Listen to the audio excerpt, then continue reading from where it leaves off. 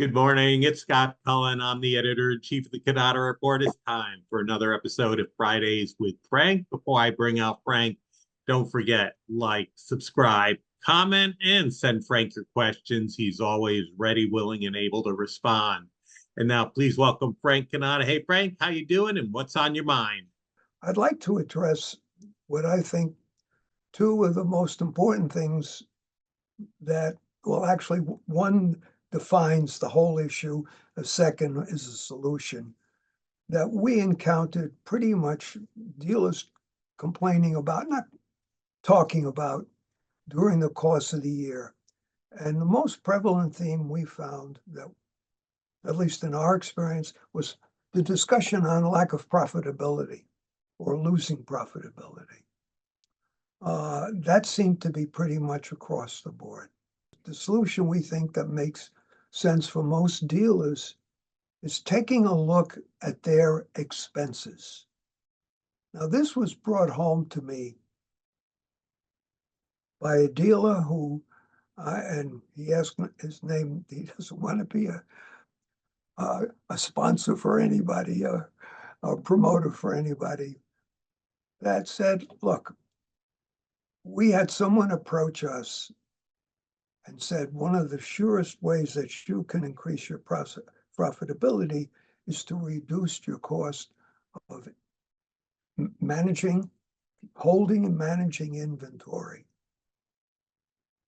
moving product to and fro, branches, locations, et cetera, delivering and installing to customers. I said, really?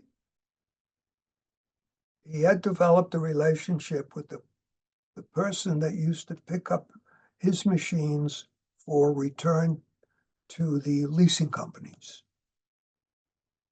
The owner of the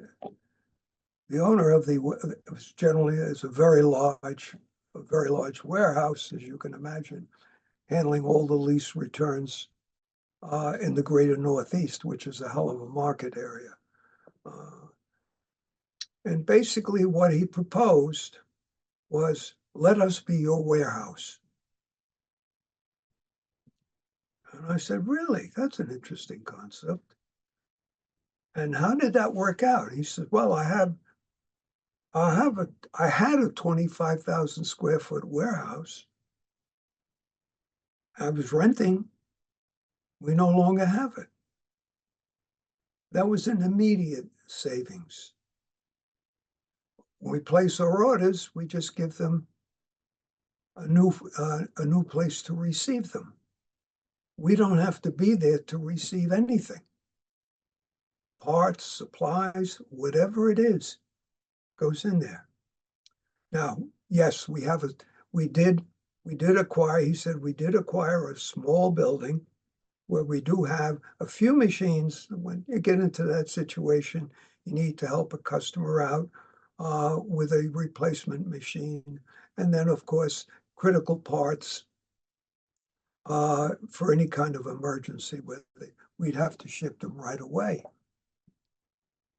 So I said, you see that as a real significant saving? He said, look, they even prepare the machines for install.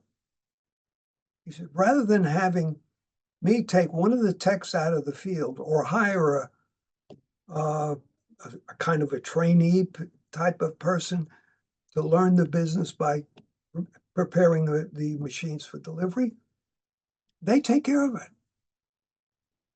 So they deliver and install the machine. We haven't even touched it. Now, if that is not a way to save money for a dealership, I don't know what is. Interesting thing, when I heard that, I reached out to 3 dealers that I thought would be interested in at least exploring this. 2 of them didn't even want to talk about it. And I said, whoa, what am I missing here? And I didn't want to go there because I was not about to get into any meaningful discussion on why they should think otherwise. And that's what gave me cause. I said, this has got to be a discussion for Fridays for Frank. But it also brought home for me that there has to be other areas in the business where you can look at a more efficient way of doing it and reduce your operating cost, increasing your profitability. I think that's real. I think in all of our businesses, that is a true statement. The best story I've heard about, we all know ACDI has been selling charging stations. The best story I heard from ACDI was they were decided to present it to other dealers other than their own customers. And the dealer said, I'm not interested in selling it, but I'm interested in using it. And, and I don't know whether it was Mark Hart or who it was, but I think it was Mark telling me this story. He said, you're not interested, but you're interested, but tell me what? He said, all our service automobiles are battery operated. I'm buying a charging station for ourselves. Now, again, an economy. And I think that dealerships, particularly when they get up there in size, there've got to be a lot of areas that they can give serious examination as to where they're spending a lot of money unnecessarily. Yes, they're doing the job, it's functioning, no problems on that score, but you have to look at the cost.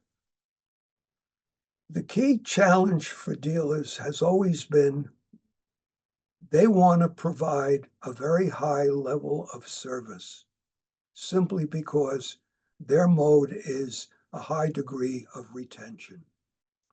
Most dealers tell me they operate on 94% as the goal for reoccurring revenue, which makes all the sense in the world. And they feel in order to do that, they have to provide damn near instantaneous service response and go the extra mile. Those are the things that, for me, I'm going to say were a kind of a wake-up call. And hopefully in 2025, we can do a good job of exploring more of it, how dealers can increase profitability. That's my story.